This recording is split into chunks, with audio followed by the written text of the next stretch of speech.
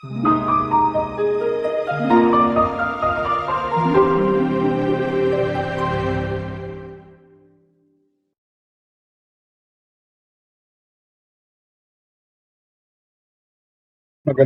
araw sa ating lahat.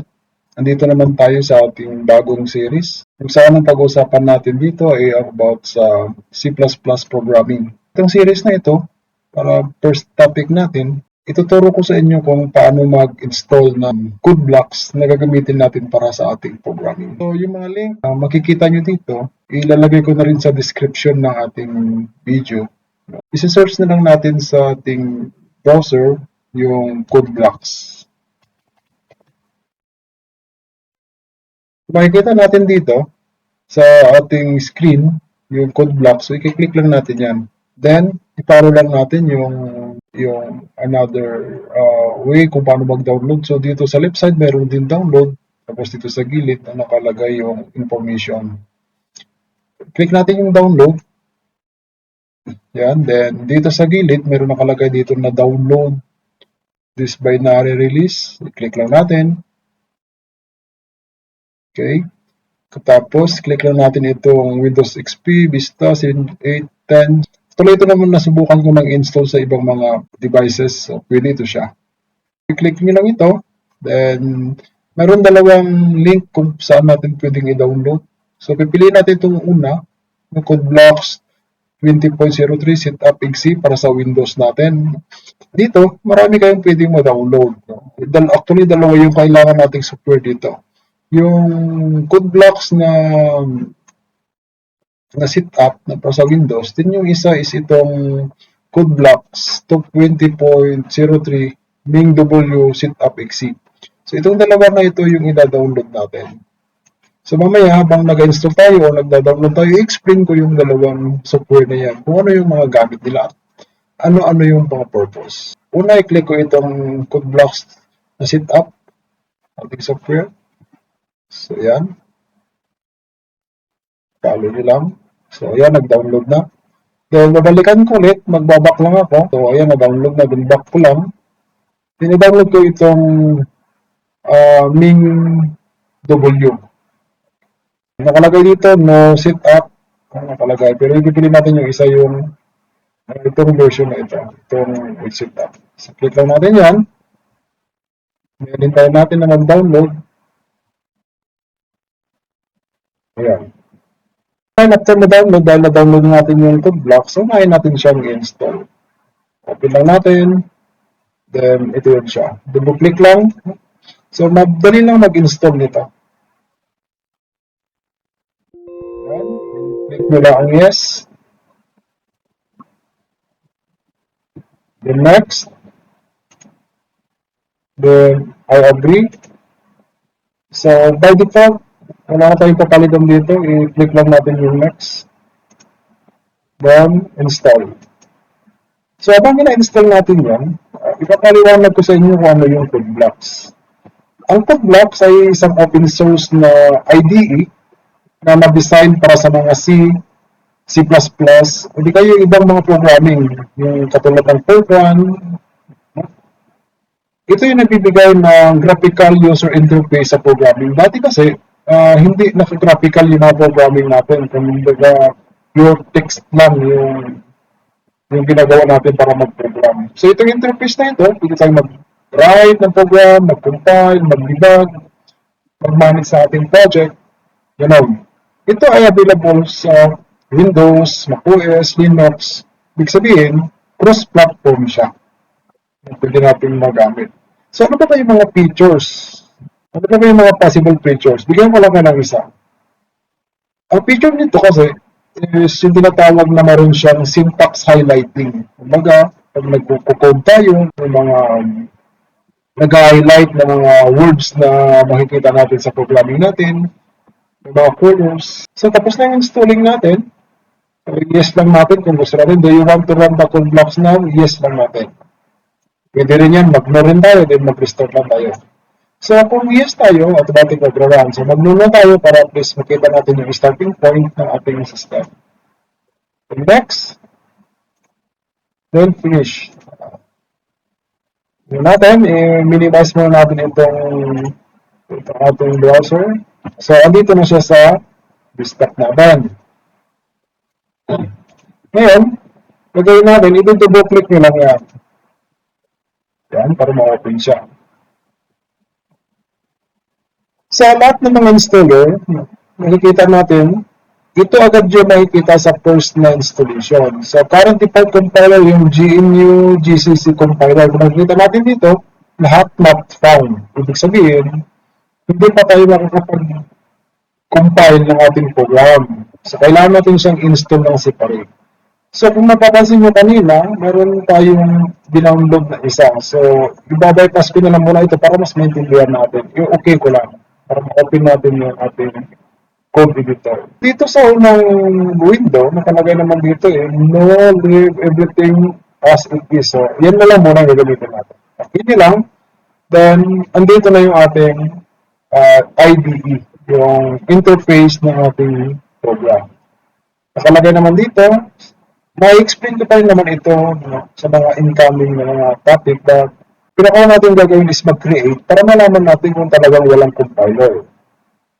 Click natin ng create new project, meron dito, or pwede kayo dito sa new, then new, empty file or project.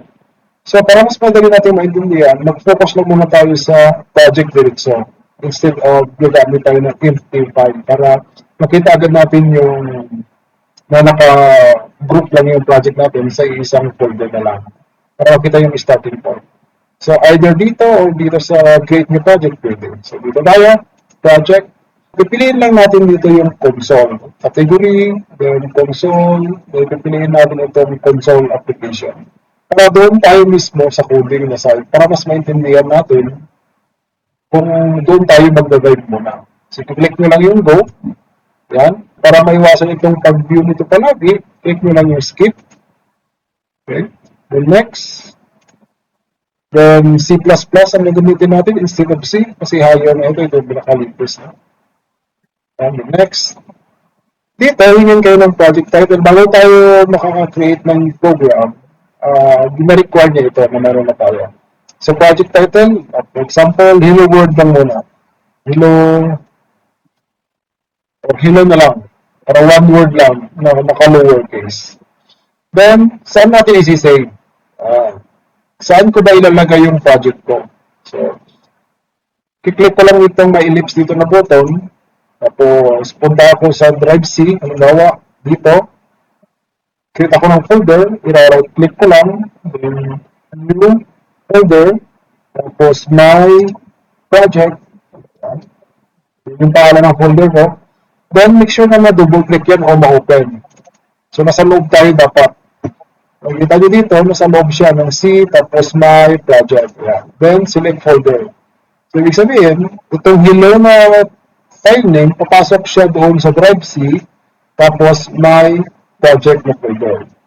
So, project file name, hello.cbp, then resulting file names, ito na sa baba. Yeah.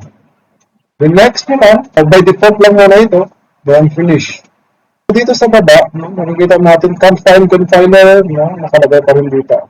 So, click natin itong sources, tapos dito sa baba, merong mains.cpp, double-click nyo lang, then meron na siyang default na code.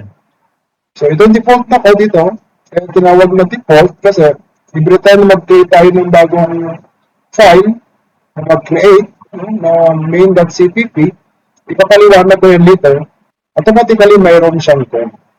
So, i-run natin siya. Huwag muna kayong mag-worry kung paano ko siya gagawin kasi i-explain ko yan isa-isa sa mix natin na topic. Build lang natin, then click nyo yung build and run, or shortcut is F9. Click nyo lang. Tingnan natin kung mag-function siya. Tapos natin ito, then makikita dito sa baba, yung mga red colors, ibig sabihin nag-error siya. Hinahanap nyo dito yung compiler. Okay, the compiler, run compile executable C, min W, then gcc.exib, .field. Ibig sabihin, kailangan natin siyang i-install. Yun yung time na install natin siya. So, i-minimize ko muna ito. I-open ko yung browser natin, then check natin sa download yung ating software kanina, yung code blocks 20.0 main W setup. So, i-click ko na lang yan. No? Click ko yung folder, then double click ko siya. Yan.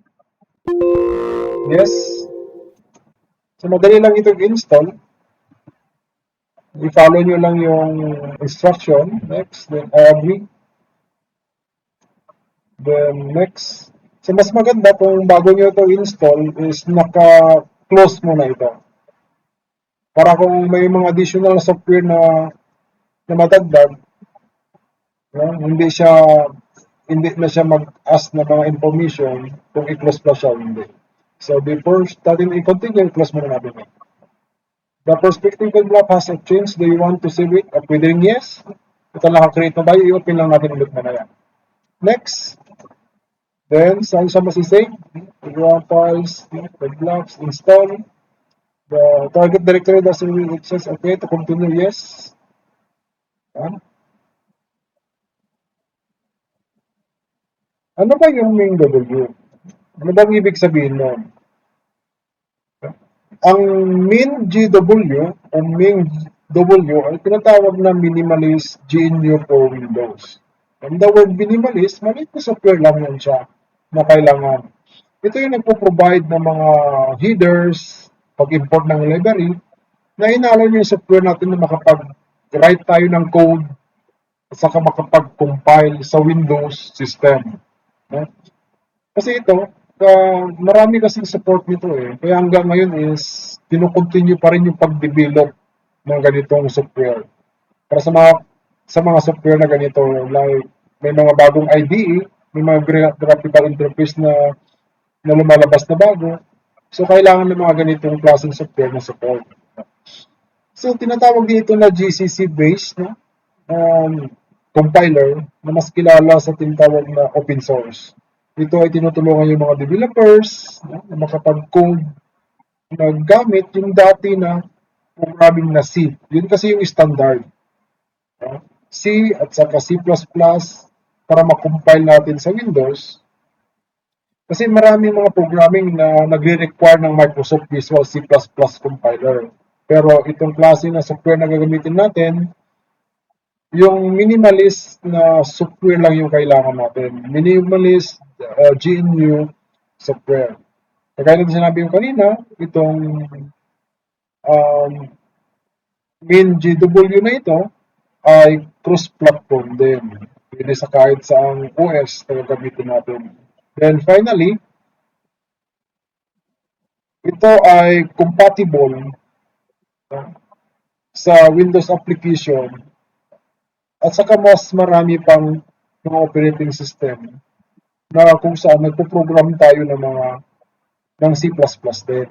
Maliban sa compatibility na yan, open source din siya na pwedeng magamit ng iba, then makapag-contribute sila ng advancement ng software na ito. So, hintayin natin na matapos yung ating installing. Yung ibang software na nagamit ko na pag-install ng MinW, Minimalist GNU, hindi ganito yung concept. Pero itong pag-download natin, para maging uniform yung pag-follow ninyo sa ating installation, yun na rin yung gagamitin ninyo. So, do you want to run code blocks now? Yes lang natin. Para malaman natin kung mayroong effect yung in-install natin na yun. Tignan natin. Ayan, na-open siya. Can't find compiler your configured path. So, ito na lang yung kulang natin.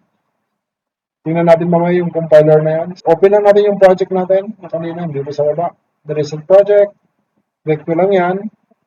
Dito, itry natin na i-run ulit. Project, then build and run. So, makikita natin dito sa baba, error pa rin siya. Yung gagawin natin, isi-set up natin siya. Punta tayo sa settings. Punta tayo sa compiler. Ayan. So dito, kailangan lang nating i-check yung need natin na software. Okay. Tingnan natin. So, punta muna tayo dito sa toolchain executable. Auto-detect natin. Auto-detected installation path, so compiler in, so ma-detect niya, no? Then okay nyo lang, then i-try natin na i-okay din, subukan natin. I-run natin ulit, build and run. Pag lumabas itong window na ito, successful na yung installation natin. Kasi andito na yung hello world. Ito lang yung kailangan natin para makapag-run tayo, makapag-compile tayo ng ating code sa C++ gamit ang code blocks. So lahat ng mga link ilalagay ko lang sa description ng ating video para mas masundan ninyo. Kung mayroon kayong mga tanong kung paano siya install at mga may problema doon sa mga process na ginawa nyo, review nyo lang yung video or maglagay kayo ng comment sa ating comment section para matulungan ko kayo ng mas mabilis. Good luck guys!